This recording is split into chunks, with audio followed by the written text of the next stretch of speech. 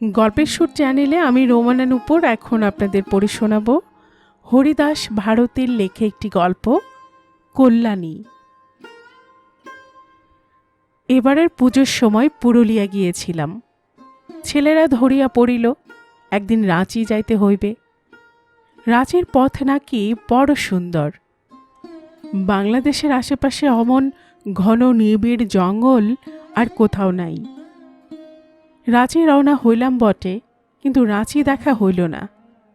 মাঝ পথে ইঞ্জিন ভাঙিয়া গাড়ি আটকাইয়া রহিল। আমার পক্ষে ভালোই হইয়াছিল, এটি না হইলে কল্যাণীর সঙ্গে দেখা হইত না। যাত্রীরা অনেকে নামিয়া পড়িল, আমরাও নামিলাম। সেখানটাতে কোনো স্টেশন ছিল না, কাছে জনমানবের বসতি নাই। রেলের দুধারে কেবল পাহাড়, খাদ আর শালবন। লাইনের ধারে ধারে বেড়াইয়া আমরা বনের শোভা দেখিতে লাগিলাম। হঠাৎ গৃহিণী বলিলেন, দেখো দেখো, ওই গাছতলায় যেন চাঁদের হাট মিলিয়াছে। চাহিয়া দেখিলাম তার মাঝখানে দাঁড়াইয়া কল্যাণী। কল্যাণীকে 25 বৎসর পরে দেখিলাম। আমি আমার কাজে নানা স্থানে ঘুরিয়া বেড়াই। কল্যাণীও কলিকাতায় কচিত কখনো যায়। চাই বাসাতে বাড়ি করিয়াছে, সেখানেই থাকে। 25 বছর পর দেখিলাম বটে, কিন্তু মনে হইল কাশীতে 25 বছর আগে যেমনটি দেখিয়াছিলাম আজ যেন ঠিক তেমনটি রহিয়াছে। তার সে স্বাস্থ্য, সে সৌন্দর্য, সে কান্তির কিছুই কমে নাই। কেবল যাহা অপরিস্ফুট ছিল তাহা যেন আরও ফুটিয়াছে। যাহা অপরিপক্ক ছিল তাহা পাকিয়াছে। যাহা একটু চঞ্চল ছিল তাহা স্থির হইয়াছে। তার আশেপাশে 8টি সন্তান। বড়টির বয়স 26, ইহা জানিতাম। ছোটটিকে দেখিয়া মনে হইল 4-5 বৎসরের। ছেলেরা কেউ বা দাঁড়াইয়া আছে, কেউ বা ঘাসের উপর বসিয়া আছে, আর বড়টি মায়ের পার কাছে আপনার বাহুতে ভর করিয়া একটু হেলিয়া পড়িয়াছে। এই চাঁদের হাট দেখিয়া মনে মনে আনন্দ স্বামীকে প্রণাম করিলাম। কল্যাণীকে তার বাল্যকাল হইতেই আমি চিনি। কল্যাণীর পিতা রাধা মাধব বাবু আমাদের কলেজের ইংরেজি অধ্যাপক ছিলেন, কিন্তু তিনি কোন বিদ্যা যে জানিতেন না বলিতে পারি না।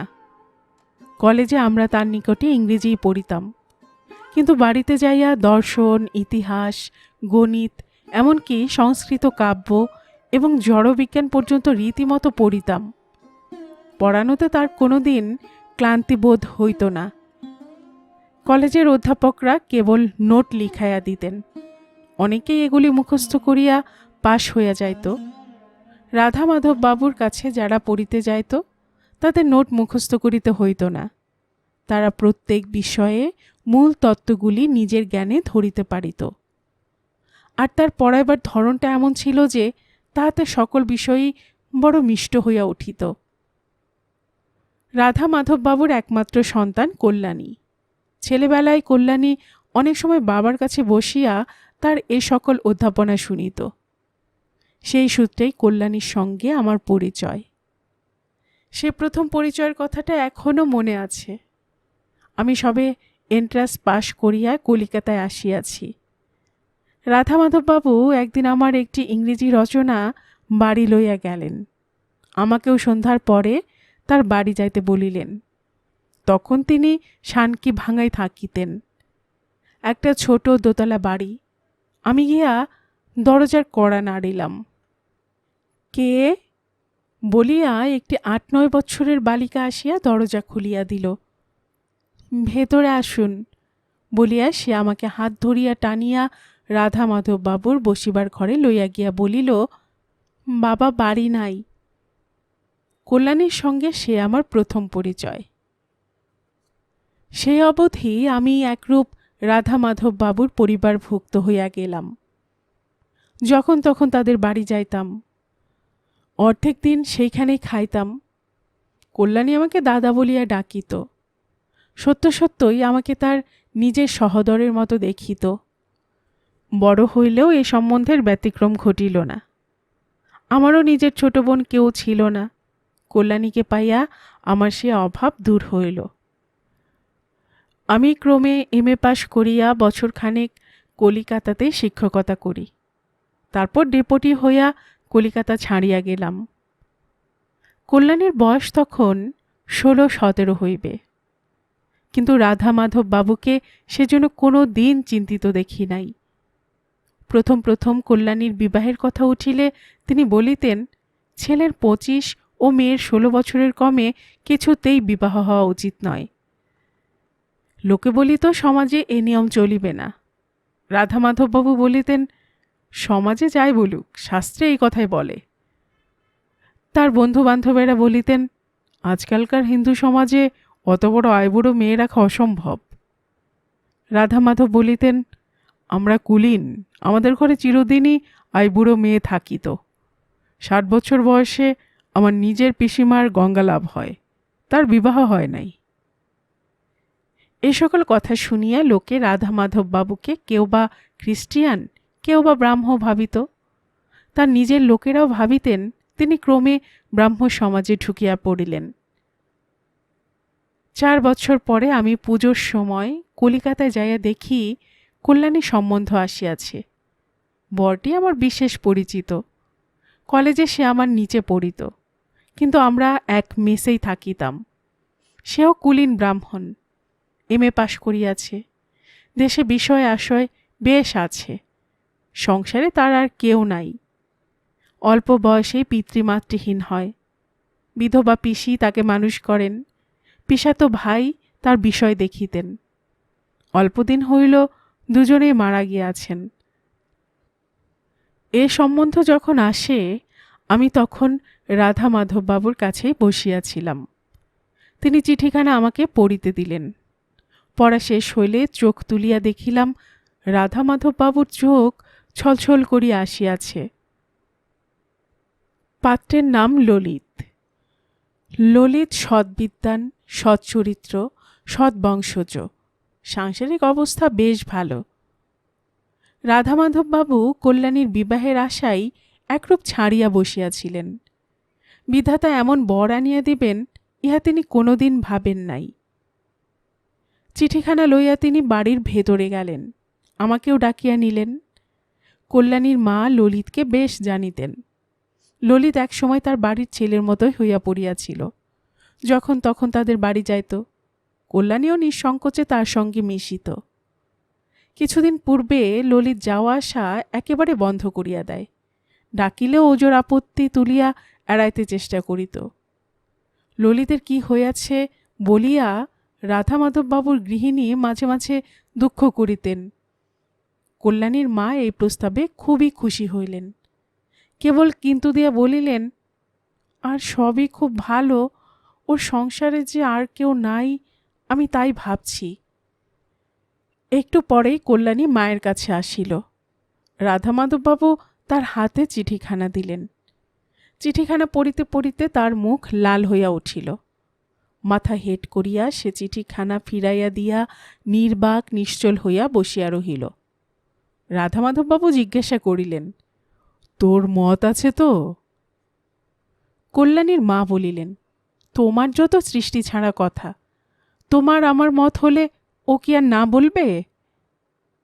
রাধা মাধববাবু বলিলেন, কচি বয়সে বিয়ে দিলে অন্য কথা ছিল। আমার মেয়ে বড় হয়েছে, লেখাপড়াও শিখেছে, ভালো মন্দ বুঝবার শক্তি জন্মেছে। আগেকার কাল থাকিলে সে স্বয়ংবরা হইতে পারিত। তার মত না লইয়া কি আমি কিছু ঠিক করিতে পারি? কল্যাণীর মা বলিলেন, পুরুষগুলো কি একেবারে দিন কানা? ওর মুখ দেখে কি বুঝছো না ওর অমত নাই? মায়ের কথা শুনিয়া কল্যাণী সেখান হইতে সরিয়া পড়িল। রাধা মাধববাবু তখন তার মায়ের কাছে গেলেন। প্রতিদিন প্রাতে বৃদ্ধা গঙ্গা স্নান করিয়া আসিলে রাধা মাধববাবু যাইয়া তার পদধূলি লইয়া আসিতেন। এটাই তার একমাত্র প্রকাশ্য সন্ধ্যা বন্দনা ছিল। আজও মায়ের পদধূলি লইয়া বলিলেন, মা, কল্যাণীর সম্বন্ধ আসিয়াছে। বৃদ্ধা কথাটা শুনিয়া চমকিয়া উঠিলেন। মুখ বিষণ্ণ হইল। কল্যাণীর বিবাহ হইবে এ আশা তিনি একেবারে ছাড়িয়া দিয়াছিলেন। মনে মনে ভাবিতেন, যদি কোনোদিন হয় তবে ব্রাহ্ম সমাজেই হইবে। আর তার মৃত্যুর অপেক্ষাতেই রাধা মাধব বাবু ব্রাহ্ম সমাজে ঢুকিয়া পড়েন নাই। কিন্তু কন্যার বিবাহের খাতিরে বুঝি বা সে দেরিটুকু আর সহিল না। রাধা মাধব বাবু মায়ের মনোভাব বুঝিলেন। ঈষৎ হাসিয়া বলিলেন, মা, তোমার জাত যাবার ভয় নাই। বর ব্রাহ্মণ, আমাদের পাল্টি ঘর, তুমি তাকে জানো? বৃদ্ধা চমকিয়া উঠিলেন, বলিলেন, আমি চিনি, সে কে? রাধা মাধব বাবু বলিলেন, ললিত। বৃদ্ধা বলিলেন, আমাদের ললিত? তার মুখ অপূর্ব উল্লাসে ভাসিয়া উঠিল, দুই চোখ জলে ভরিয়া গেল। বলিলেন, কল্যাণীর জন্য মনে মনে এই বটটি চাহিয়া আমি 2 বছর কাল প্রতিদিন শিবের মাথায় বেলপাতা দিয়েছি। ঠাকুর দক্ষিণীর মান রাখলেন। কল্যাণীর বিবাহে আমি উপস্থিত ছিলাম। রাধামাধব বাবুর গুরুদেব এ বিবাহে পৌরোহিত্য করেন। আনন্দস্বামী রাধা মাধব বাবুর কুলগুরু নহেন। বহুদিন পূর্বে একবার গয়াধামে রাধা মাধব বাবু তার দর্শন লাভ করেন। আনন্দস্বামী বৈষ্ণব সন্ন্যাসী, অনেকে তাহাকে সিদ্ধ মহাপুরুষ বলিয়া জানিত। তার নিকটে স্বামী স্ত্রীতে মন্ত্রদীক্ষা লইয়া সেই অবধি রাধা মাধব বাবু নাম ব্রহ্মের উপাসনা আরম্ভ করেন। কল্যাণীর বিবাহ ঠিক হইলে তিনি গুরুদেবকে স্মরণ করিলেন।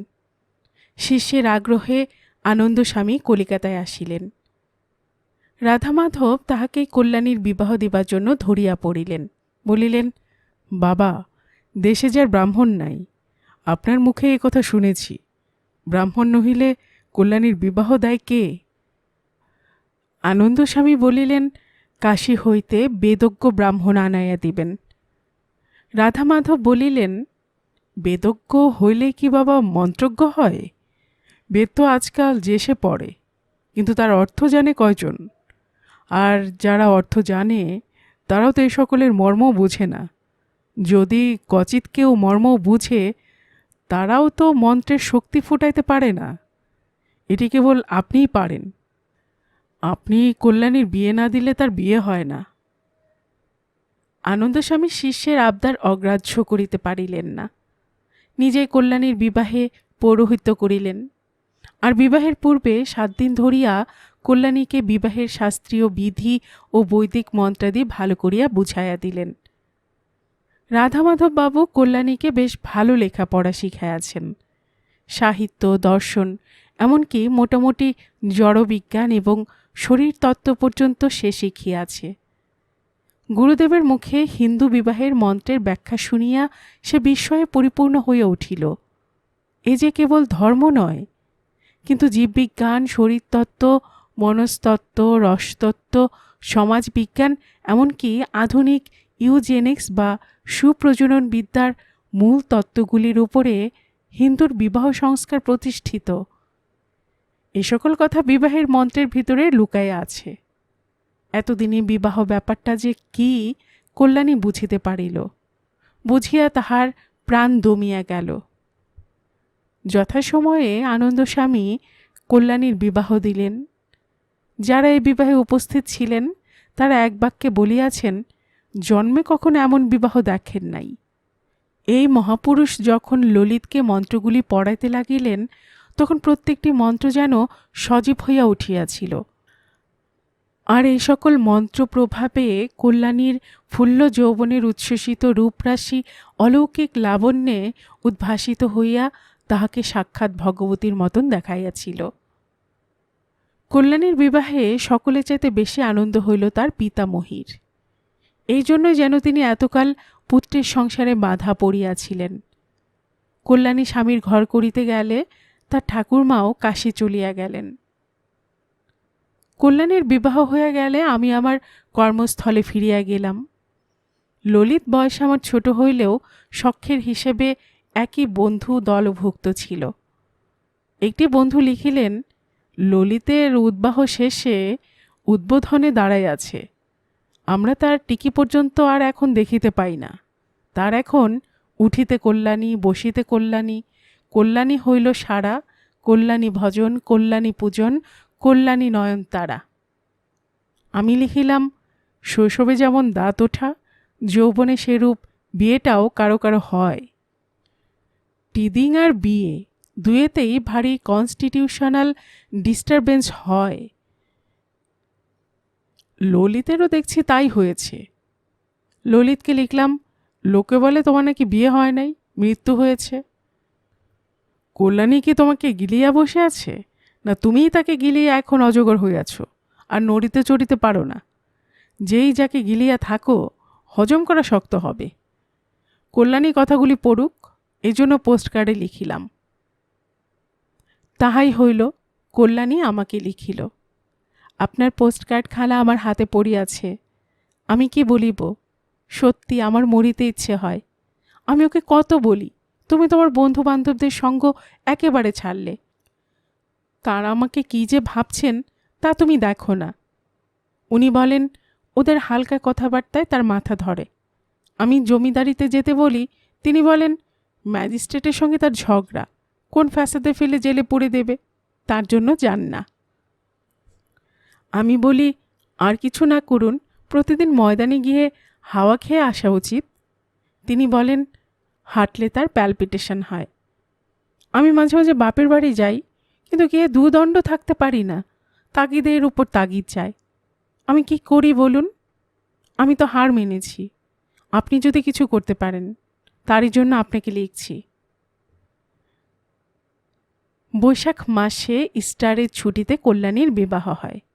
আবার বৈশাখ ঘুরিয়া আসিল। তখন আমি ময়মনসিংহে ছিলাম, 3 মাসের ছুটি লইয়াছি।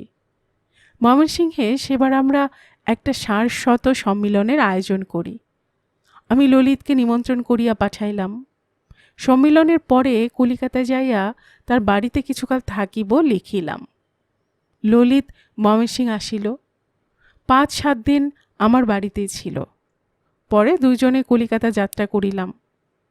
কলিকাতা পৌঁছিয়া দেখিলাম কল্যাণী বাড়ি নাই।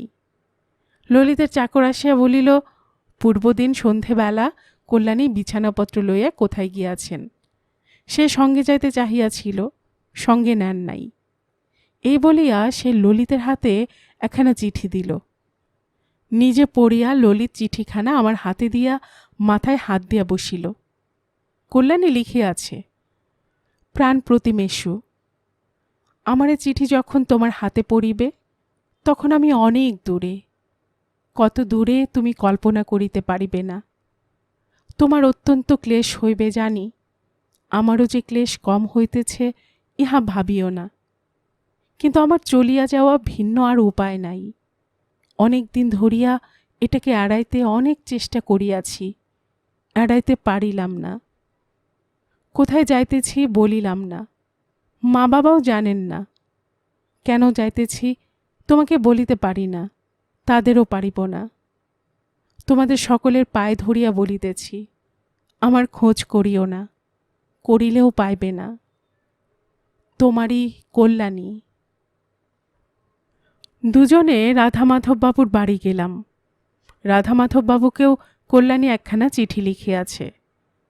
অল্পক্ষণ পূর্বে সেখানা ডাকে আসিয়াছে। রাধামাধববাবু চিঠিখানা হাতে লইয়াই বসিয়াছিলেন। আমাদের দেখিয়া তিনি ললিতের হাতে চিঠিখানা দিলেন। কল্যাণীর বাবাকে লিখিয়াছে, শ্রী শ্রী চরণেষু। বাবা, আমি বাড়ি ছাড়িয়া চলিলাম। কোথায় যাইতেছি বলিতে পারিব না, কি হইবে ভগবান জানেন। মার প্রাণে খুব লাগিবে জানি, কিন্তু আমার আর উপায়ান্তর ছিল না। আমার জীবন আর আমার নয়। স্বপ্নে কোনোদিন ভাবি নাই তোমাদের এমন কষ্ট দিব। সকলই বিধাতার ইচ্ছা। তোমরা আমার ভক্তি প্রণাম লইবে। ঠাকুরমাকে আমার ভক্তি প্রণাম জানাইও। সেবিকা ধম সেবিকা কল্যাণী। আমরা আসিবার পূর্বেই কল্যাণীর মা সব শুনিয়াছিলেন। তারা কিছুতেই এই রহস্য ভেদ করিতে পারিলেন না। ললিতের চিঠিখানাও দেখিলেন, তাহাতেও বিষয়টার কোনো কুলকিনারা হইল না। আমি ছুটির অধিকাংশটাই কলিকাতায় কাটাইব মনে করিয়াছিলাম। ললিতের অবস্থা দেখিয়া সে সংকল্প আরও দৃঢ় হইয়াছিল। ললিতের বাড়ির পাশেই একটা বাড়ি ঠিক করিয়া আমার ছেলেপিলেদের আসিতে লিখিলাম, কিন্তু তাহাতে বাধা পড়িল। 3 দিন পরে গৃহিণীর জরাতিসার হইয়াছে, তারে খবর পাইলাম। আমাকে তখনই ময়মনসিংহ ফিরিতে হইল। পারিবারিক অসুখ ও অস্বস্তির ভিতরে মাসেককাল আমি ললিতের কোনো খবর লইতে পারি নাই। তারপর যখন তাহার খবর লইলাম, তখন সে আমার কোনো প্রশ্নের উত্তর দিল না, কেবল লিখিল, তুমি যার খবর জানিতে চাহিয়াছ তার কোনো খবর লই নাই, পাই নাই, লইবও না, পাইতেও চাই না। পোস্ট কার্ডখানা পড়িয়া বড় উদ্বিগ্ন হইলাম। বুঝিলাম ললিত একটা কিছু সিদ্ধান্ত করিয়া বসিয়া আছে। তাহা কি পরে শুনিয়াছি। আমি চলিয়া আসিলে ললিত প্রথমে তন্ন তন্ন করিয়া কল্যাণীর বাক্স, আলমারি, দেরাজ প্রভৃতি তল্লাশ করিয়া দেখে, কিন্তু তাহাতে কোনো ফল হইল না। তারপর হঠাৎ তার শোবার ঘরের কোণে একখানা চিঠি কুড়াইয়া পাইল। গ্রাম সম্পর্কে রাধা মাধব বাবুর একটি ভাগিনী ছিল। সে প্রথমে আমাদেরই কলেজে পড়িত। আমি যখন MA দেই তখন সে FA পড়ে, তারপর মেডিকেল কলেজে যায়। একসময় মনে হইয়াছিল বুঝিবা তারই সঙ্গে কল্যাণীর বিবাহ হইবে। ললিত সে কথা জানিত। কল্যাণীর বিবাহর পরে সে একদিন মাত্র কল্যাণীকে দেখিতে আসে, কিন্তু কল্যাণী সর্বদাই তার কথা কহিত, আর সে কেন যে তাকে দেখিতে আসে না এজন্য দুঃখ করিত। চিঠিখানা তারই লেখা। সে ডাক্তারি পাশ করিয়াছে, সরকারি কর্ম পাইয়াছে, শীঘ্রই বর্মায় চলিয়া যাইবে। বর্মা তখনও ভালো করিয়া ইংরেজের দখলে আসে নাই। হামেশাই মারামারি কাটাকাটি চলিতেছিল। সেখানে ইংরেজের কর্মচারীদের অবস্থা বড় নিরাপদ ছিল না। তাই সে লিখিয়াছে, তোমার সঙ্গে এ জীবনে আর কখনো দেখা হইবে কিনা জানি না, কিন্তু যতদিন বাঁচিব, যেখানেই থাকি, তোমাদের ভালোবাসা ভুলিতে পারিব না। সে বিজন বিদেশের মর্মান্তিক একাকিত্বের মধ্যে তোমাদের স্মৃতি আমার একমাত্র সঙ্গী হইয়া থাকিবে। এই চিঠিখানা পড়িয়া ললিত ভাবিল, সব বোঝা হইয়া গিয়াছে। বাড়ির চাকর বাকরদের জিজ্ঞাসা করিয়া জানিল, আবার 1 2 আগে একটি বাবু সারা দিন কল্যাণীর সঙ্গে কাটাইয়া গিয়াছেন। বর্মার জাহাজের সন্ধান লইয়া জানিল, যে রাত্রিতে কল্যাণী চলিয়া যায় সেই রাত্রেই বর্মার জাহাজও কলিকাতা হইতে গিয়াছিল। ললিত তারপর আর কল্যাণীর কোনো খোঁজ করিল না, মুখে আর তার নাম লইত না। গৃহিণীকে লইয়া জমের সঙ্গে টানাটানি করিতেই আমার ছুটি ফুরাইয়া গেল। তার হাওয়া বদলানো আবশ্যক। আবার ছুটি চাহিলাম, কিন্তু পাইলাম না। ললিতের সঙ্গে দেখা করিবার বা কল্যাণীর খোঁজ লইবার আর সুযোগ জুটিল না। তারপর বড়দিনের ছুটিতে কলিকাতায় গেলাম। গিয়া দেখিলাম রাধা মাধব বাবু পেনশন লইয়া কাশী চলিয়া গিয়াছেন, আর বন্ধু বান্ধবেরা বলিলেন, ললিত গোল্লায় গিয়াছে। শুনিয়া বড় একটা বিস্মিত হইলাম না। ললিতের হৃদয়টা যে বেশি দিন নিরাশ্রয় হইয়া থাকিবে এ কল্পনা আমি করি নাই। সে প্রকৃতি তার নয়। ললিতের পিতা 4 বার বিবাহ করেন। ললিত তার চতুর্থ পক্ষের সন্তান। ভ্যারেন্ডা গাছে যেদিন তেঁতুল ফলিবে সেদিন ললিতের রক্তে ব্রহ্মচর্য ফুটিতে পারে, তার আগে নয়। কল্যাণীকে হারাইয়া ললিত প্রথমে মনে মনে বিবিধ রস মূর্তির সৃষ্টি করিয়া তাহারই মধ্যে নিরাশ্রয় প্রাণের আশ্রয় খুঁজিতে লাগিল। এ আশ্রয় তার মিলিল। অল্প দিনের মধ্যেই সে একখানা উৎকৃষ্ট উপন্যাস রচনা করিল। উপন্যাসখানিতে সাহিত্য জগতে একটা প্রবল আন্দোলন জাগাইয়া তুলিল। ললিত বেনামি করিয়া বইখানা ছাপাইল। আমি ময়মনসিংহে থাকিয়াই বইখানি পড়িয়াছিলাম। বাংলা সাহিত্যে এই গ্রন্থে এক নতুন যুগ আনিয়াছে। সকলেই বলিতে লাগিল, আমারও তাহাই মনে হইল। ক্রমে থিয়েটারের কর্তারা বইখানি অভিনয় করিতে চাহিলেন। ললিত নিজেই তাহা নাটক আকারে পরিণত করিল। নাটকখানি তাদের খুব পছন্দ হইল। ললিত তখন লিখিল, এখানেই অভিনয় করিতে হইলে রিহার্সালটা তার মনোমতো করিতে হইবে। সে যেরূপ চায় সেরূপ অভিনয়ের সম্ভাবনা না থাকিলে তার নাটকখানিকে সে কোনো রঙ্গমঞ্চে উপস্থিত করিতে দিবে না। থিয়েটারে কর্তৃপক্ষরা তাহার উপরেই রিহার্সালের ভার দিলেন। ললিত নিজেই রিহার্সাল করাইতে লাগিল। বন্ধু বান্ধবেরা বলিলেন, ওই পথে সে গোল্লায় গিয়াছে। কিন্তু ললিতের সঙ্গে একটিবার দেখা না করিয়া থাকিতে পারিলাম না। 2-3 দিন তার বাড়ি গেলাম, সকালে গেলাম, দুপুরে গেলাম, সন্ধ্যায় গেলাম, রাত্রে গেলাম, দেখা হইল না। বেহারা বলিল, কখন আসে কখন যায় ঠিকানা নাই। তারপর থিয়েটারে গেলাম। প্রথম দিন সে সেখানে আছে শুনিলাম, কিন্তু দেখা পাইলাম না। পরের দিন থিয়েটার ভাঙা পর্যন্ত বসিয়া রহিলাম। তারপর দেখিলাম ললিত একটি স্ত্রীলোকের সঙ্গে গাড়ি করিয়া চলিয়া গেল।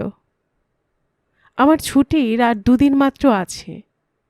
সে রাত্রে ললিতের সঙ্গে দেখা না হইলে এ যাত্রায় আর হয় না।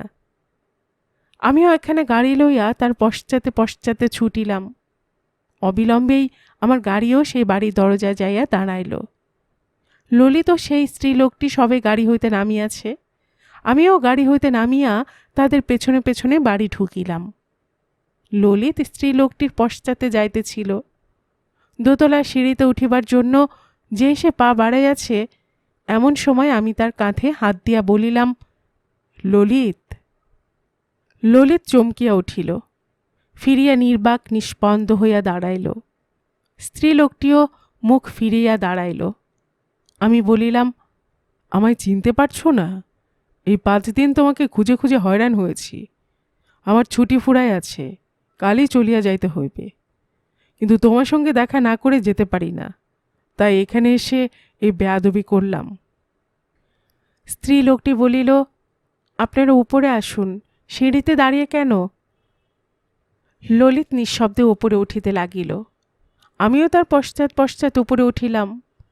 স্ত্রীলোকটি সিঁড়ির পাশের একটা ঘরে দরজা ঠেলিয়া আমাদিগকে সেখানে বসিতে বলিল।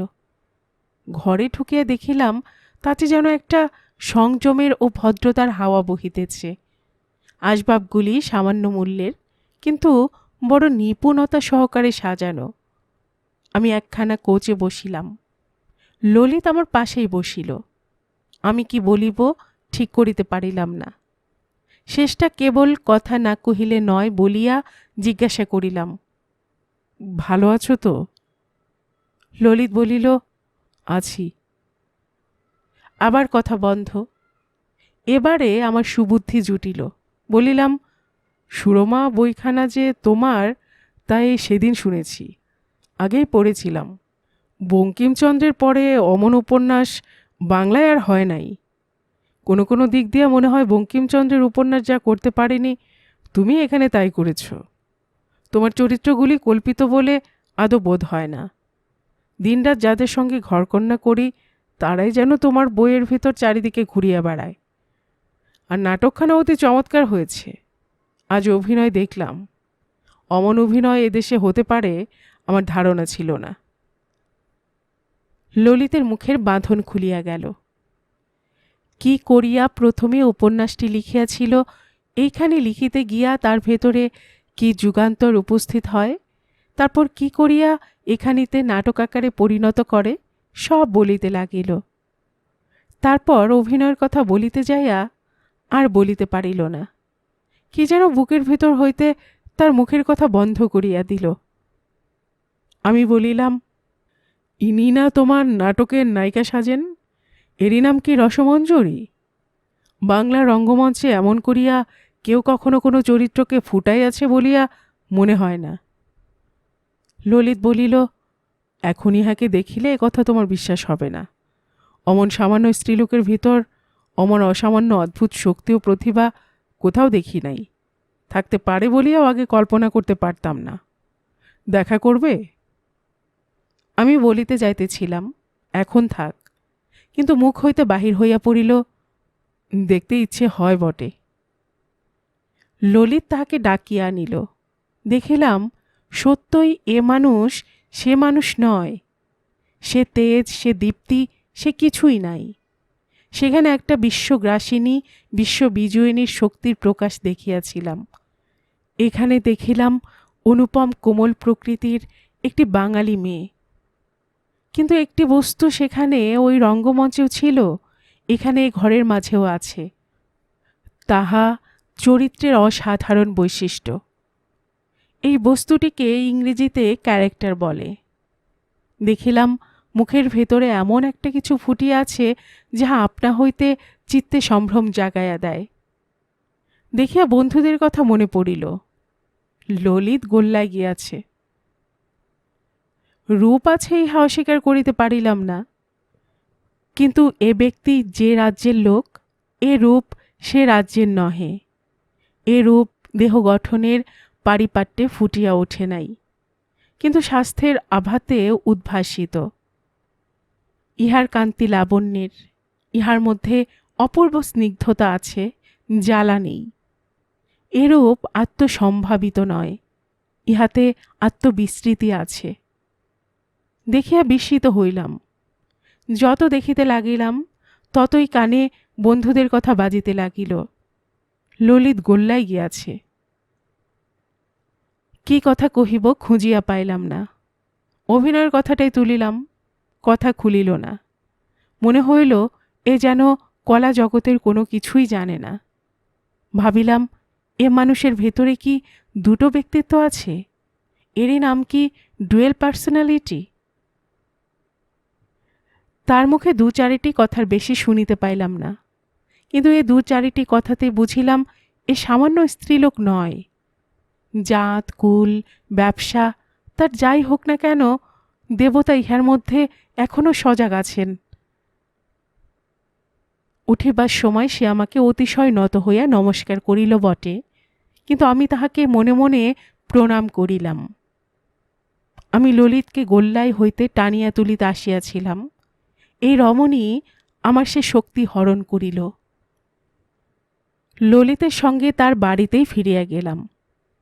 গাড়িতে দুজনার কাহারও মুখেই কোনো কথা ফুটিল না। সেই নীরবতা লইয়াই দুজনায় ললিতের শোয়ার ঘরে যাইয়া একখানা কোচে বসিলাম। হঠাৎ আমি বলিয়া উঠিলাম, তারপর কি ভাবিয়া কোন স্বপ্ন ঘোরে যে বলিলাম মনে নাই। কিসের পর কি জানিতে চাহিয়াছিলাম, বস্তুত পূর্বাপর কিছুই ছিল কি না তাহাও জানি না। কেবল ওই প্রথম কথাটাই এখনো মনে আছে। ললিত আগে বাড়ির দিকে নির্নিমেষ দৃষ্টিতে চাহিয়াছিল। এবারে মাথা হেট করিয়া আনত চক্ষু দুটি মেঝের উপর রাখিল। ডান হাতের তর্জনীতে কোচার খুঁট জড়াইতে জড়াইতে বলিল, আমি ইহাকে বিবাহ করিতে চাই, কিন্তু সে কিছুতেই রাজি হয় না। আমার আপাদমস্তক শিহরিয়া উঠিল। অজ্ঞাত সারে মুখে কল্যাণীর নাম বাহির হইয়া পড়িল। ললিত বলিল, মানুষকে ভূত প্রেতে পাইলে দেবতার নামে শান্তি সস্তয়ন করে। আমার মুখে কথা সরিল না। খানিক পরে ললিত আমার মুখের দিকে চোখ তুলিয়া কহিল, তুমি যে বড় আমায় দেখতে এলে, এ সংসারে কেহই তো আমার খোঁজ করে না। বহু বহু দিন যা করি নাই, আজ তাহাই করিলাম। ললিতকে টানিয়া বুকের ভেতরে জড়াইয়া ধরিলাম। চোখ বুজিয়া আসিল। সেই নিমিলিত নেত্রে কল্যাণীর ছবি আপনা হইতে ফুটিয়া উঠিল। ললিত আমার বুকে মাথা গুজিয়া শীতার্ত বালকের মতন কাঁপিতে লাগিল। কতক্ষণ যে দুজনাই এভাবে ছিলাম জানি না। তারপর ললিত সোজা হইয়া উঠিয়া বসিল, বলিল, তোমায় পেয়েছি, ভালোই হয়েছে। তোমার সামনে আজ হিসাব নিকাশ করব। বলিয়াই উঠিয়া তার বসিবার ঘরে গেল। সেখান হইতে এক তাঁড়া চিঠি হাতে লইয়া আসিয়া আমার কাছে বসিল। চিঠির তাঁড়াটা খুলিতে খুলিতে বলিল, তুমি আমার কথা সবই জানো, একরূপ বাল্যকাল হইতেই জানো। তারপরও সব জানো, সে কথা তুলিব না। তুমি সেবারে আমাকে কি অবস্থায় দেখিয়া গিয়াছিলে তাও জানো। তারপর ললিতের কথা আটকাইয়া গেল। একটু পরে ক্ষীণ স্বরে বলিল, জানিলাম সে বর্মায় চলিয়া গিয়াছে। আমি উত্তেজিত হইয়া বলিলাম, কি? ললিত আমার হাতে একখানা চিঠি দেয়া বলিল, এই দেখো, তুমি চলিয়া গেলে এখানা শোবার ঘরের কোণে কুড়াইয়া পাইয়াছি। আমি চিঠিখানা পড়িয়া বলিলাম, তুমি পাগল। ললিত বলিল, পাগল হই আর ছাগল হই, আমার জীবনের সে অঙ্ক শেষ হইয়া গিয়াছে। আর স্মৃতি প্রেতিনীর মতন আমাকে 3 মাস কাল দিন রাত তাড়া করিয়া বেড়াইয়াছিল। ক্রমে সুরমার স্বপ্ন রচনা করিতে যাইয়া সে জ্বালা কমিয়া গেল। কিন্তু দুধের স্বাদ কি জলে মেটে? না, স্বপ্নে 5 তরকারি দিয়া পেট ভরিয়া খাইলে জাগ্রতের ক্ষুধার যাতনা নষ্ট হয়। প্রাণের শূন্যতা গেল না।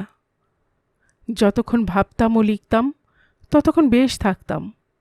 তারপর তারপর তুমি তো সবই দেখলে। যা ভাবতে ইচ্ছে হয় তাই ভাবো, আমার কোনো ভয় ভাবনা নেই। খানিক পরে বলিল, আমি বিবাহ করিতে চাহিয়াছিলাম, এখনও চাই, কিন্তু সে যে কিছুতে রাজি হয় না। আমি বললাম, না হইবারই কথা। ললিত একটু গরম হইয়া বলিল, তুমি তাকে জানো না বলে অমন কথা বলছো। আমি বললাম, যা দেখেছি ও জেনেছি তাতে এ কথা বলছি। ললিত বলিল, তুমি কি মনে করো যে ও রাজ্যে কখনো কোনো ভালো লোক থাকতে পারে না? আমি বলিলাম, ভালো মন্দের বিচার করিবার আমি কে? ললিত বলিল, তুমি বিশ্বাস করবে না। ওকে না দেখলে আর ওর সকল কথা ভালো করে না জানলে আমিও বিশ্বাস করতে পারতাম না এ ভদ্রলোকের মেয়ে। আমি বলিলাম, তা বিশ্বাস করার বাধা কি? অনেকে তো তাই। ললিত বলিল, সেভাবে নয়, সে অর্থে ভদ্র ঘরে তার জন্ম হয় নাই, কিন্তু কুল মন্দ হইলেও রক্তটা ভালো, আর কেবল আর্টের আকর্ষণেই থিয়েটারে ঢুকিয়াছে, নতুবা জীবিকার ব্যবস্থা বেশি ছিল। মা মরিয়া গেলে কথা কইবার লোক ছিল না, তখন 2 পথ তার সম্মুখে খোলা ছিল। এক, যে পথে সবাই যায়, আর যে পথ সে ধরিয়াছে। তুমি শুনিয়া আশ্চর্য হইবে, থিয়েটারের আলাপ পরিচয়টা তার থিয়েটারের চতুষ্সীমানার ভেতরে আবদ্ধ। আমি প্রথমে লক্ষণের গণ্ডি পার হইবার অধিকার পাইয়াছি, আর এইটুকু না পাইলে আজ আমি কোথায় যাইতাম জানি না। খানিক চুপ করিয়া থাকিয়া ললিত আবার বলিল, ও যে কিছুতে বিয়ে করতে রাজি হয় না, না হইলে আমার আর কোনো দুঃখ থাকিত না। আর যেভাবে আমার বিবাহের প্রস্তাব অগ্রাহ্য করিয়াছে, তার উপর আমার কোনো কথাও যে চলে না। ললিত নীরবে হাতের চিঠির তাড়া হইতে একখানি চিঠি বাহির করিল, পড়িতে লাগিল। চিঠিখানা বড় নয়, কিন্তু ললিতের পড়া যেন শেষ হইতে চাহে না। অনেকক্ষণ পরে অতি মৃদুভাবে সেখানে আমার হাতে দিল। বোধ হইল আমার হাতে দিতে যেন তার প্রাণে কি একটা ভয় জাগিতেছে। আমি পড়িলাম, সুহৃদরেষু, তোমাকে আমি প্রথম পত্র লিখিতে বসিলাম। বাবার মৃত্যুর পরে একবার কেবল যে থিয়েটারে আমি এখন আছি তার অধ্যক্ষ মহাশয়কে একখানা চিঠি লিখিয়াছিলাম, আর জন্মে কাউকে লিখি নাই।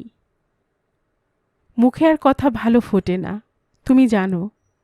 মুখে সকল কথা তোমাকে বুঝাইয়া পারিব না, ভয় হয়, তাই লিখিতে বসিলাম। আমার পূর্ব জীবনের কথা কেউ বড় জানে না, তোমাকেও এতদিন সে কথা বলি নাই।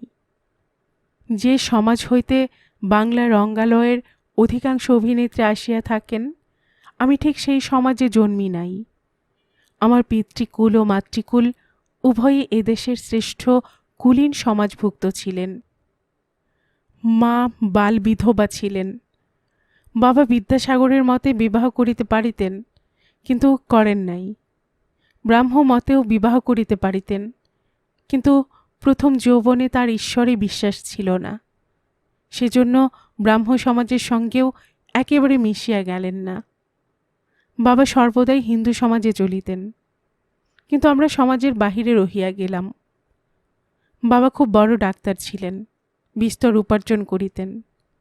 আর ততোধিক খরচও করিতেন। সমাজে তার প্রচুর প্রতিপত্তি ছিল। তিনি খুব ভালো ইংরেজিও জানিতেন। সেকালে বাঙালিদের মতো কেউ নাকি তার মতন অত ভালো শেক্সপিয়ার জানিত না। বাবার কাছে আমি ইংরেজি শিখি। 12-13 বছর বয়সে শেক্সপিয়ারের নাটকগুলি আমার কণ্ঠস্থ হইয়া গিয়াছিল। বাবা আমাকে দাঁড় করাইয়া শেক্সপিয়ারের ভালো ভালো অংশগুলি আবৃত্তি করাইতেন।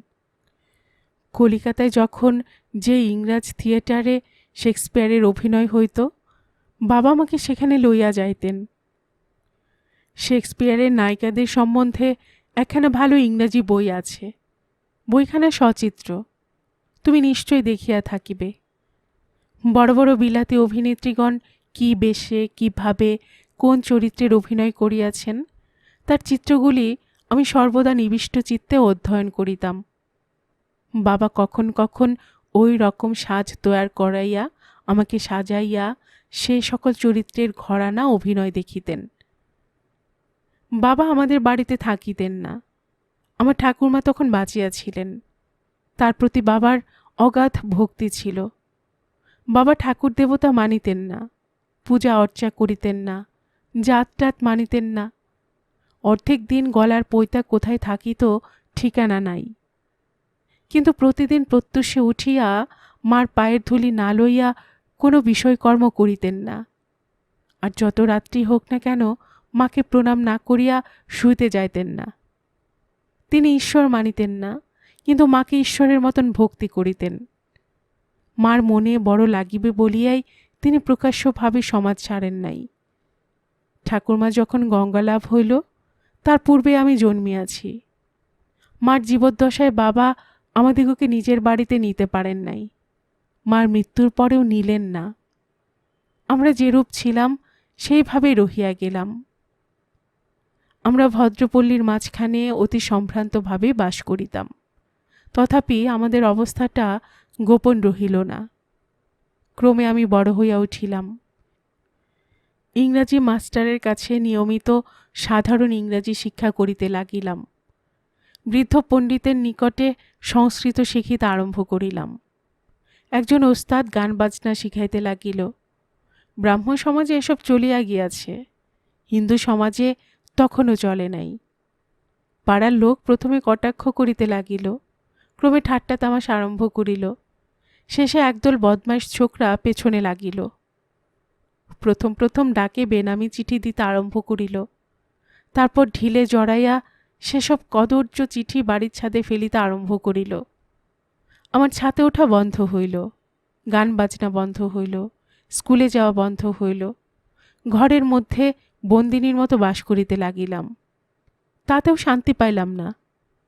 একদিন সন্ধ্যার পরে দুটি লোক ছাদ ডিঙাইয়া আমাদের ছাতে পড়িয়া বাড়ি ঢুকিল। আমি তখন দোতলায় আমার শোবার ঘরে একলা বসিয়া পড়িতেছিলাম। মা নিচে ছিলেন। বেহারা বাহিরে গিয়াছে, দারোয়ান বাড়ি নাই, ঝিও বাড়ি ছিল না। আমার দরজার সামনে আসিয়া তারা দাঁড়াইল। আমি তাদের দেখিয়া চিৎকার করিয়া উঠিলাম। তারা আমার ঘরে আসিয়া আমার মুখ চাপিয়া ধরিতে গেল। এমন সময় মা দৌড়িয়া আসিলেন। মাকে দেখিয়া তারা আমার নিকট হইতে সরিয়া দাঁড়াইল। মা তাদের বেয়াদবির প্রতি ভ্রুক্ষেপ না করিয়া তাদের পরিচয় জিজ্ঞাসা করিলেন। তাদের একজন পাড়ারই এক বড় জমিদারের ছেলে। মা তাদের অন্য ঘরে ডাকিয়া লইয়া গিয়া বসিতে বলিলেন। মার ভাব দেখিয়া তারা ভুলিয়া গেল। তারপর মাকে তারা যে সকল কথা বলিল তা তোমাকেও বলিতে পারিব না। মা সব চুপ করিয়া শুনিতে লাগিলেন। ক্রমে তারা দর বাড়াইতে লাগিল। মা তবু কথা কহিলেন না। শেষে বলিল, আমাকে বাড়ি করিয়া দিবে, রাজরানী করিয়া রাখিবে, হীরামতি দিয়া মুড়িয়া দেবে, আর চির জন্মের মতন মার বাধা বৃত্তির বন্দোবস্ত করিয়া দিবে। তখন বাবার পায়ের শব্দ শোনা গেল।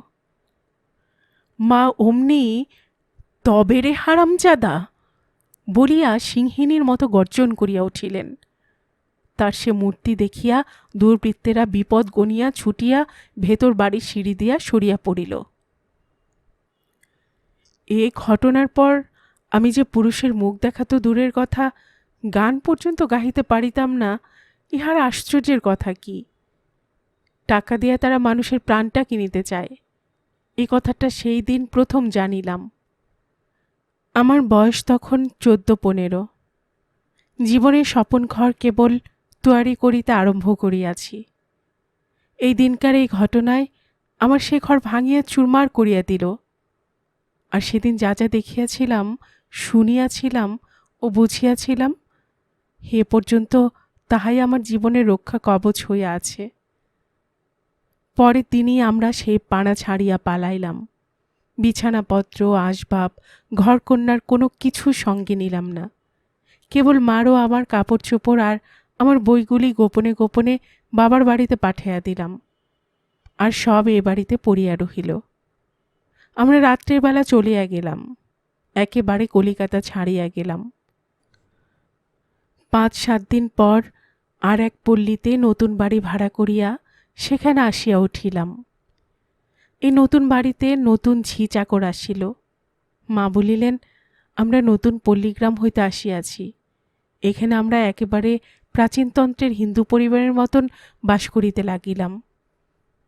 লোকে কথা বলিবে ভয়ে মা আমাকে লোহা ও রুলি পরাইয়া দিলেন। সিঁথিতে সিঁদুর পরিতে লাগিলাম। বাবারও নিয়মিত আসা বন্ধ হইল। যখন আসিতেন, বৈকালে ডাক্তারি ছলেই যেন আসিতেন, বেশিক্ষণ থাকিতেন না।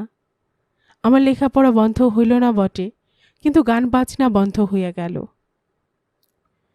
এমন করিয়া কতকাল থাকা যায়? আমার শরীর মন দুই শুকাইয়া যাইতে লাগিল। বাবা একদিন আমার অবস্থা দেখিয়া বলিলেন, তোমাদের বাড়ির গান বাজনা তো বন্ধ হইয়াছে, তবে দিন কাটে কি করে? মাঝে মাঝে মা মেয়েতে থিয়েটারে যেতে আরম্ভ করো, তাতেও মনে কতকটা ফুটতে হবে। তখন হইতে আমি মার সঙ্গে থিয়েটারে যাইতে লাগিলাম। এর আগে বাংলা থিয়েটারে আমি আর কোনো দিন যাই নাই। এসব অভিনয় আমার ভালো লাগিত না। যারা বাজাইতে জানে, কেউ খারাপ বেসুরো বাজাইতেছে দেখিলে তাদের হাত ইস্পিস করে। আমার শরীর মন এই সকল অভিনয় দেখিয়া সেইরূপ ইস্পিস করিতে লাগিল। কেবলই মনে হইতে লাগিল আমি ওখানে ওই স্টেজে বসিয়া ওই ভূমিকাগুলি করিয়া দেখাই। ক্রমে আমি সে সকল বই আনিয়া নিজে নিজে বাড়িতে বসিয়া তার অভিনয় করিতে লাগিলাম। বাবা শুনিয়া 4খানা খুব বড় আয়না কিনিয়া পাঠাইয়া দিলেন। সে আয়নাগুলো আমার ঘরের দেয়ালের চারিদিকে টাঙাইয়া তারই সামনে তখন হইতে এ সকল ভূমিকার অভিনয় করিয়া আপনা আপনি দেখিতে লাগিলাম। কখনো মা আসিয়া দেখিতেন, কোনোদিন বা সুবিধা হইলে বাবাও দেখিতেন। এইরূপে অ্যাক্টিং করার একটা নেশা চড়িয়া গেল। সপ্তাহে যে কদিন থিয়েটার হইত, সেই কদিনই দেখিতে যাইতাম, আর বাকি দিন নিজে নিজে ওইগুলির অভিনয় করিতাম। বাবা একদিন বলিলেন, সকল বিদ্যারই একটা সাধনা আছে, আর সংযম ছাড়া কোনো সাধনাই সম্ভব হয় না। কেবল নাট্যকলারই কি কোনো সাধনা ও কোনো সংযম নাই? আমি জিজ্ঞাসা করিলাম, বাবা, সে সাধনাটা কি? বাবা বলিলেন, সে সাধনাকে আমাদের দেশে আগে রসতত্ত্ব বলিত। আজকালকের দিনে সে সাধনাটা কি বুঝিতে হইলে প্রধানভাবে সাইকোলজি অব দ্য ইমোশনসটা বুঝিতে হয়। ইমোশনকে আমাদের দেশে রস বলে। এই রসের একটা সাইকোলজি আছে, আর সেই সাইকোলজির একটা ফিজিওলজি আছে। এই দুটি জিনিস বুঝিলে তবে নাট্যকলার সত্য সাধনাটা কি ইহা বুঝিতে পারা যায়। আমি বলিলাম, বাবা, আমাকে সাধনাটা শিখাইয়া দিতে হইবে। বাবা মোটামুটি আমাকে জিনিসটা বুঝাইয়া দিলেন। তখন বুঝিলাম আমাদের দেশে অভিনয় এমন খারাপ হয় কেন। ইহার কিছুকাল পরে, 1 মাসের ভিতরে, আগে মা ও পরে বাবা মারা গেলেন। আমি চারিদিকে অন্ধকার দেখিতে লাগিলাম। মোটামুটি খাওয়া পড়ার ভাবনা কিছু ছিল না, কিন্তু দিন কাটে কিসে? আমি থিয়েটারে ঢুকিতে চাহিলাম। যেখানে তোমার সঙ্গে আমার প্রথম সাক্ষাৎ হয়, তার অধ্যক্ষের নিকটে চিঠি লিখিলাম। তিনি আমার সঙ্গে দেখা করিতে আসিলেন। আমি বলিলাম, আমি অসহায় ব্রাহ্মণ কন্যা, আপনার শরণাপন্ন হইলাম। তিনি দাঁড়াইয়া আমাকে প্রণাম করিলেন। আমি শঙ্কায় শিহরিয়া উঠিলাম। বলিলাম, ব্রাহ্মণের রক্তে আমার জন্ম, কিন্তু ব্রাহ্মণের অধিকার আমার নাই। আপনি আমাকে প্রণাম করিবেন না। তিনি বলিলেন, ব্রাহ্মণের রক্তই আমার নমস্য, তার ভালো মন্দের বিচারে আমার অধিকার নাই। আমি তাহাকে আমার জীবনের ইতিহাসটা বলিয়া বলিলাম, আমি থিয়েটারে যাইতে চাই, জীবনে আমার অন্য কর্ম তো নাই। তিনি বলিলেন, কর্মটাও সোজা নয়, সংসর্গও নিরাপদ নহে। আমি বলিলাম, আমি কতকটা অভিনয় শিখিয়াছি। তিনি জিজ্ঞাসা করিলেন, কোথায়? আমি বলিলাম, এই বাড়িতে, এখানে আমার নিজের একটা স্টেজ আছে। কথাটায় তার কৌতূহল বাড়িল, সে কেমন স্টেজ? আমি তখন আমার সেই আয়না ঘেরা ঘরে লইয়া গেলাম। তিনি দরজায় গিয়াই থমকিয়া দাঁড়াইলেন। বাবার মৃত্যুর পরে আমি সেই ঘরেই তার ছবিখানা আনিয়া সাজাইয়া রাখিয়াছিলাম। তিনি সেখানা দেখিয়া চমকিয়া উঠিলেন, বলিলেন, আর বলতে হবে না, বুঝিয়াছি তুমি কে। তোমার বাবার মুখেই তোমার কথা শুনিয়াছি। তোমার বাবার সঙ্গে আমার কি সম্বন্ধ তা তো তুমি জানো না। তিনি আমার বয়সে বড় ভাইয়ের মতন ছিলেন।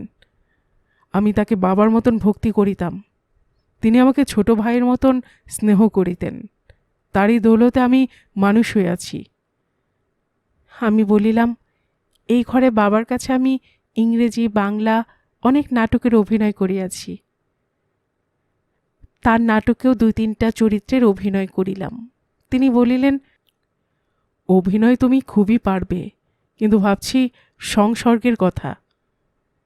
আমি বলিলাম, আপনি যদি আমার বাপ হয়ে রক্ষা করেন, আমাকে কিছুতে স্পর্শ করিতে পারিবে না, আমি যে ঘরপোড়া গরু। তিনি বলিলেন, তাই হোক, ঠাকুর তোমাকে রক্ষা করিবেন। তারপর তোমার সঙ্গে দেখা। তুমি কোন পথে আমার জীবনে আসিয়াছ তাহা জানো। আমার জীবনের ওই একটি পথই বাল্য অবধি খোলা ছিল, আর পথ ছিল না, এখনও নাই। আমি জীবনে যা কিছু পাইয়াছি ওই পথেই আসিয়াছে, সেই পথেই তোমাকেও আমার জীবনের সহায় রূপে বরণ করিয়াছি। সেই পথেই তোমার জীবনের সহচরী হইয়া তোমার সেবা করিবার অধিকার লইয়াছি, অন্য পথে আমার অধিকার নাই। এই জন্যই তুমি যে প্রস্তাব করিয়াছ আমি তাহাতে কোনো মতে সম্মত হইতে পারি না। তুমি আমার জীবনে আসিবার আগে আমি অপরের রস মূর্তিকেই রঙ্গমঞ্চে ফুটাইতাম, নিজে রস মূর্তির সৃষ্টি করিতে পারি নাই।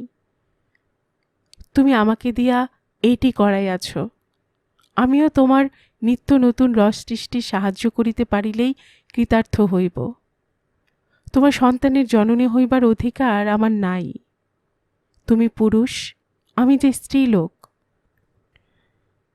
পুরুষের পিতৃত্ব বুদ্ধদের মতন ওপরে ভাসিয়া থাকে, রমণীর মাতৃত্ব তার হাড়ে হাড়ে ঠুকিয়া যায়। আমি বাবাকেও দেখিয়াছি, মাকেও দেখিয়াছি, আর মার কথা ভুলিতে পারি না বলিয়াই তোমার প্রস্তাবে রাজি হইতে পারি না। তুমি আমার জন্মকথা অগ্রাহ্য করিতে পারো, আমি যে পারি না। আর আমি ভুলিয়া গেলেই আমার সন্তানও কি তাহা ভুলিতে পারিবে? আমি তোমার জন্য প্রাণ দিতে পারি, কিন্তু তোমাকে সুখী করিবার জন্যও যারা এখনো জন্মায় নাই তাদের সম্ভ্রম ও মর্যাদা আগে হইতে জন্মের মতো নষ্ট করিয়া রাখিতে পারি না। আমার প্রাণের বেদনা কি তুমিও বুঝিবে না। মুখে সব কথা তোমাকে বুঝাইয়া বলিতে পারিতাম না, তাই এই দীর্ঘ পত্র লিখিলাম। এই কথা তুলিয়া আর আমাকে যাতনা দিও না। কতক্ষণ যে এই চিঠিখানা পড়িতে লাগিল জানি না। পড়া শেষ হইলেও কতক্ষণ যে এই খানিকে হাতে লইয়া বসিয়াছিলাম তাহাও বলিতে পারি না। চিঠিখানা ললিতের হাতে ফিরাইয়া দিয়া আনমনে বলিলাম, এখন? ললিত বলিল, এখন যা দেখলে, যা জানলে তাই। তুমি যে আমার বাড়ি আমাকে খোঁজ করতে এসেছিলে তা আমি জানতাম। প্রতিদিনই আমি বাড়ি ছিলাম, তোমাকে বাড়ি ঢুকতেও দেখিয়াছি। দেখা করতে ইচ্ছে হয় নাই, করি নাই। আর আমার বেহারা জানে আমি কারো সঙ্গে দেখা করি না। সবাইকে ওই কথা বলে, বাবু বাড়ি নাই। তুমি তো জানোই, আমার বন্ধু বান্ধবেরা সবাই বলে আমি গোল্লায় গিয়াছি। সত্যি করে বলো দেখি, তুমিও কি তাই ভাবো? কি উত্তর দিব ভাবিয়া আকুল হইলাম। বিধাতা বাঁচাইলেন।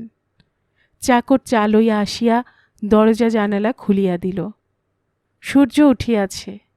ললিত বলিল, তাই তো, সারা রাত তোমায় ঘুমোতে দেই নাই। এই বৎসর পূজার সময় আবার 1 মাসের ছুটি লইলাম। রাধা মাধব বাবু কোন সূত্রে বলিতে পারি না, এই খবর পাইয়া একবার কাশীতে যাইয়া তার সঙ্গে দেখা করিতে লিখিলেন। আমারও সেই ইচ্ছা ছিল। পরিবারবর্গকে বৈদ্যনাথে রাখিয়া আমি কাশী চলিয়া গেলাম। রাধা মাধববাবু তার গুরুদেবের ঠিকানা দিয়া সেইখানেই যাইয়া আমায় উঠিতে লিখিয়াছিলেন। আমি সেইখানেই গেলাম। আমি তাহাকে প্রণাম করিয়া উঠিয়া দেখি কল্যাণী সেখানে দাঁড়াইয়া। কোলে 9-10 মাসের একটি ফুটফুটে ছেলে। মুখে যেন ললিতের মুখখানি আবার কচি হইয়া ফুটিয়া উঠিয়াছে। দেখি আমি চমকিয়া উঠিলাম। কল্যাণী ছেলে কোলে লইয়াই আমাকে প্রণাম করিল। আমি বলিলাম, তোমার এ কি অন্যায় কাজ! মামাকে যে সোনা দিয়া ভাগিনার মুখ দেখিতে হয়, আমি এখন সোনা পাই কোথায়? বিকেলবেলা আনন্দ স্বামী আমাকে নিভৃতে ডাকিয়া কল্যাণী এই 1.5 বৎসর কাল যে তার কাছে ছিল, সে কেন বাড়ি ছাড়িয়া চলিয়া আসে, কেন ললিতকে বলিয়া আসে নাই, কেন পরেও কোনো সংবাদ দেয় নাই, সকল কথা বুঝাইয়া বলিলেন। আমি বলিলাম, সবই বুঝিলাম, কিন্তু ললিতের কথা তো আপনারা ভাবিলেন না, আর কল্যাণীর ভবিষ্যতের দিকেও তো চাহিয়া দেখিলেন না। আনন্দস্বামী একটু হাসিয়া বলিলেন, সবই ভাবিয়াছি। আমি বলিলাম, ললিতের খবর? আনন্দস্বামী বলিলেন, সবই রাখি, সবই জানি। আমি বলিলাম, ললিতের জীবনটা যে নষ্ট হইল, আর কল্যাণীর সংসারও উচ্ছনে গেল। আনন্দস্বামী বলিলেন, আপনি জ্ঞানী হইয়া অমন কথা বলিবেন ভাবি নাই। সত্য কি কাউকে নষ্ট করে? আমি চমকিয়া উঠিলাম। প্রাণের মর্মস্থল পর্যন্ত যেন কথাগুলিতে নাড়িয়া চাড়িয়া দিল। তবু বলিলাম, আপনি সত্য কাকে বলেন? প্রত্যেকের প্রকৃতি তার একমাত্র সত্য। প্রকৃতির কি ভালো মন্দ নাই? প্রকৃতি যা নয় তাই মন্দ, তাছাড়া আর মন্দ কোথায়? তবে ধর্মাধর্ম, স্বধর্ম ভিন্ন, আর ধর্ম নাই। কল্যাণী আপনার ধর্মের প্রেরণাতেই ললিতকে ছাড়িয়া আসে। বুঝিলাম না। বোঝা সহজ। কল্যাণী যতদিন কেবল রমণী ছিল, ততদিন ললিতের সেবাই তার শ্রেষ্ঠ ধর্ম ছিল।